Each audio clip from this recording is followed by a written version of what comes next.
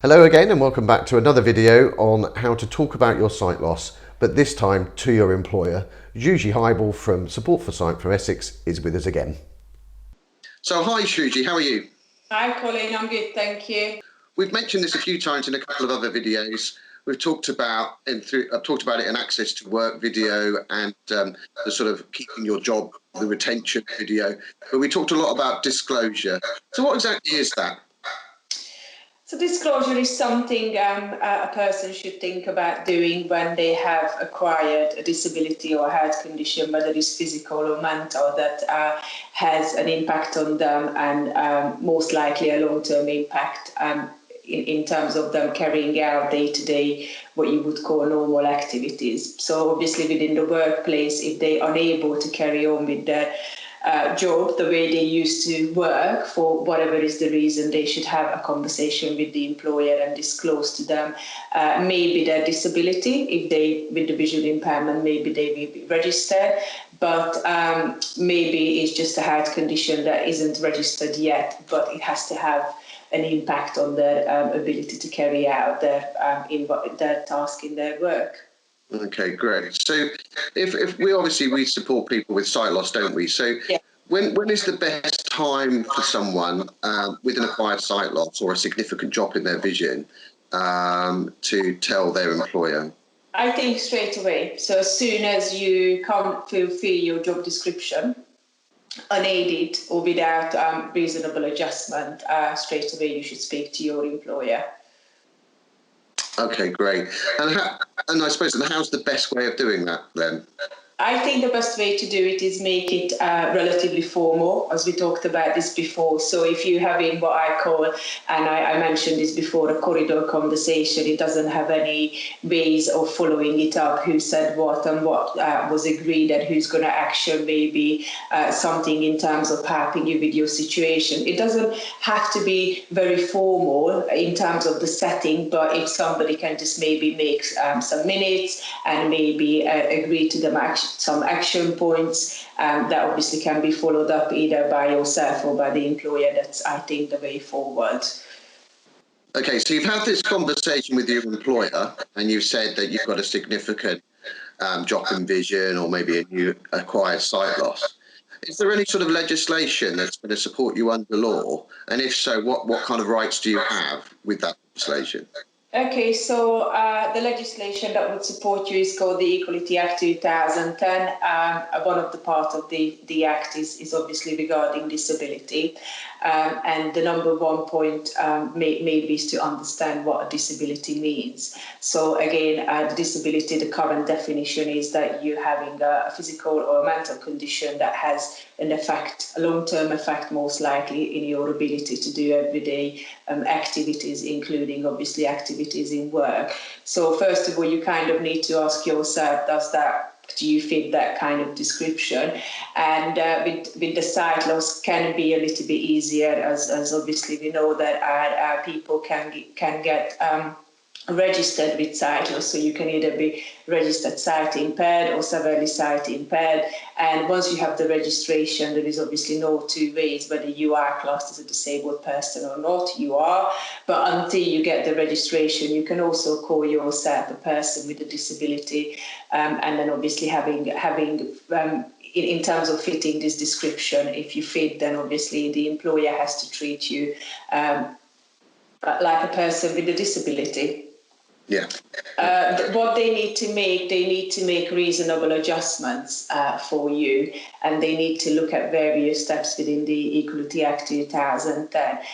One of the difficulties here is the word reasonable. So again, what is reasonable for an employer maybe wouldn't be reasonable for somebody else. So reasonable is just depending on various factors. And it's just depending what resources that current employer or your employer has in place, and what resources they have when they're trying to help you. But there is not a clear definition on the word reasonable adjustment. It's just depending on the situation, unfortunately.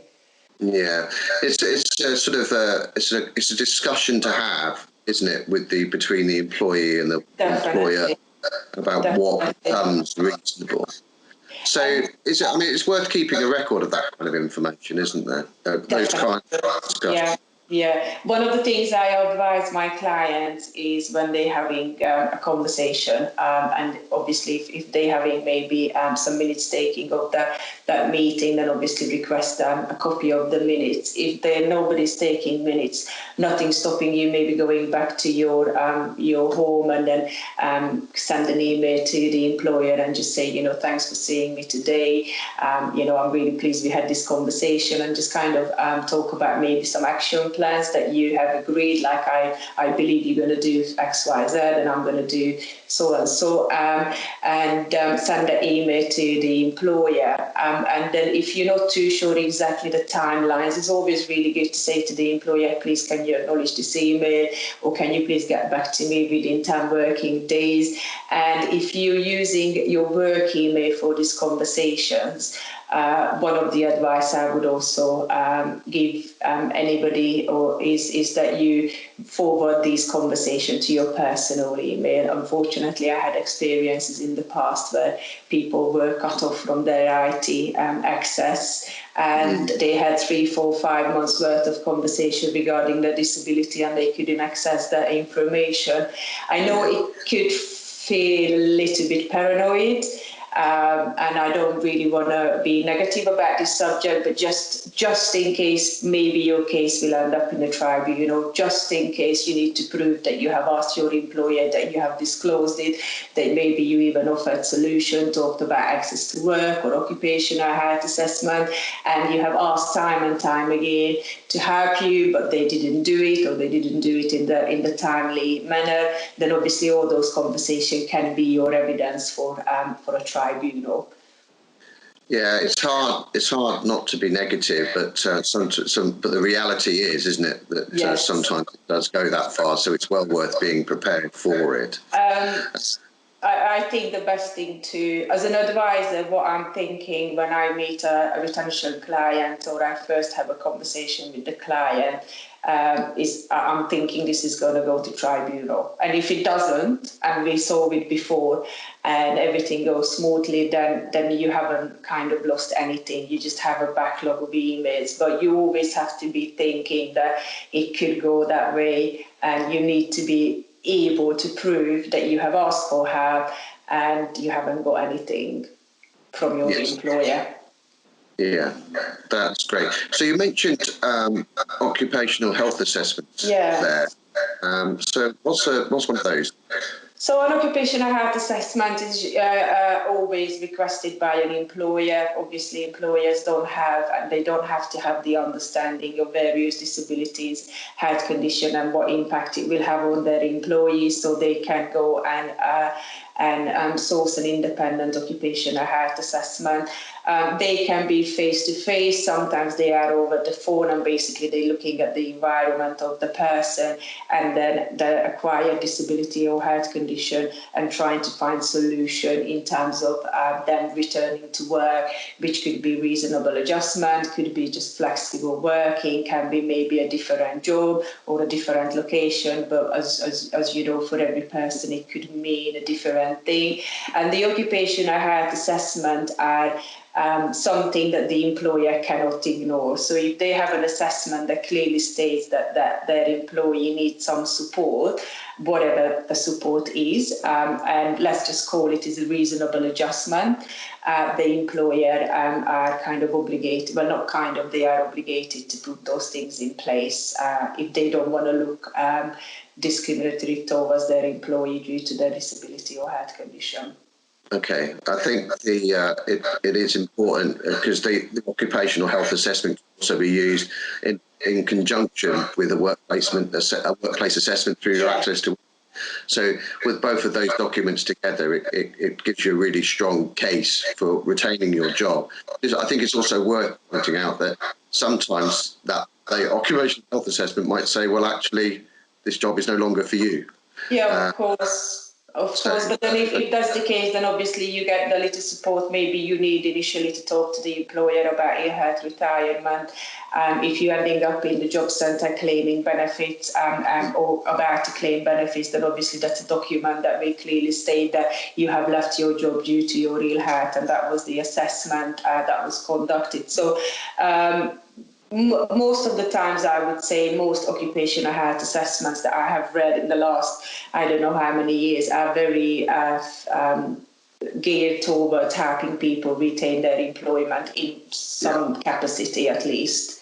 Yeah. It's very rarely you have a definite no, you can't carry on working. Yeah, mine too, in my experience as well. So it can be quite an emotional time, can't it? Disclosure, especially in the workplace, because you might have been hiding this from other employees or from your boss. So we can't underplay the emotional impact of disclosure, can we either?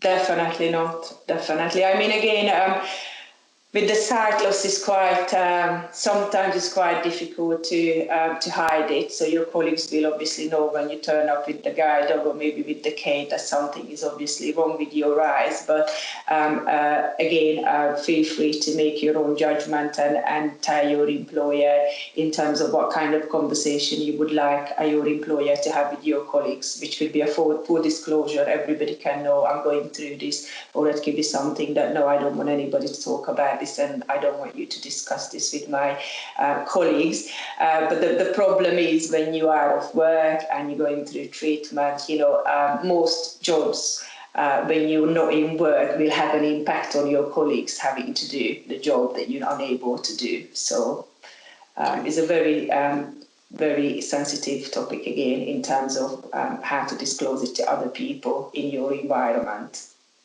Okay, so again, as we've done on all of these videos, so around disclosure, so I said along disclosure, around disclosure, what are your top tips? Is to have the conversation as soon as your ability changes to do your job. So obviously it would be no question regarding your performance and productivity. In another way, the employer knows you're not performing well because you're dealing with something rather than because you're not taking any interest in your job anymore. So if your performance will have an impact or it would be an impact on your performance, please have this conversation. Please make it formal within an informal way. So have actions and agree timelines with the employer in terms of what they're going to do by when, and ask them to keep you in the loop and kind of just be available for any assessment, whether it's occupational health, whether it's access to work, be available for the employer. So the support can be implemented as soon as possible. Mm-hmm. Well, Gigi, that's brilliant. Some really good, strong advice there, as usual. We're getting used to this. Your good information that you're giving us on these videos. So thank you very much. It's been great to talk to you today. We're going to do another video, aren't we, on for interview? Yes, we are. So those things will be covered in there as well. So great. So it's great to speak to you. Thank you. So now we've covered in 2 videos how to tell a potential employer and our employer about our sight loss. But if you've got any questions about that, please just give me a call on the Advice and Information Service on 0300 30 30 111. This video will be with the other videos in our employment series on our YouTube channel. And of course, the Working Age and Young People's Facebook group is still there to get other peer support and information from other people living with macular disease. I'll catch you on the next video.